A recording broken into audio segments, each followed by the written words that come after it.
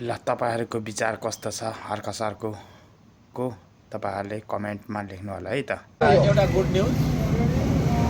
भूपू सैनिकहरुको तर्फबाट एकजना समानुपातिक सांसद लाँदैछु है मैले। एकदम सर यहाँ नजिक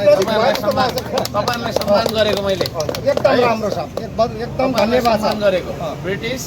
सिङ्गापुर र भारतीय सबैको तर्फबाट तीनै सर्भिसबाट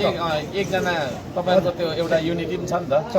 तपाईहरुलाई सम्मान गरेर एकजना सांसदको माथि लाग्यो एकदम भारी धन्यवाद यो हजुरको सिग्नल नेपालका सारा भूपुहरूलाई सम्मान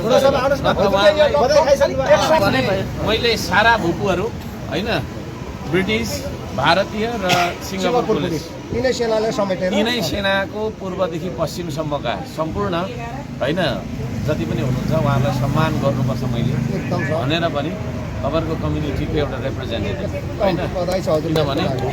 भूपुको व्यथा भूपुलाई नै थाहा हुन्छ मलाई त थाहा हुँदैन भान्जा त हो तर मलाई त थाहा हुँदैन नि त्यसको कारणले 4 जना मध्ये 1 जना चाहिँ मैले फाइनल गरेर अहिले नै भने उहाँ हुनुहुन्छ है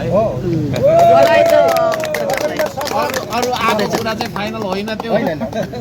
अरु कहिले के भने हो कहिले फिक्स हुन्छ अरु भरे एकछिन अब 12 बजीसम्ममा भइसक्यो म मेरो तर्फबाट है मैले जे भने मेरोबाट आएको कुरा मात्रै अथेन्टिक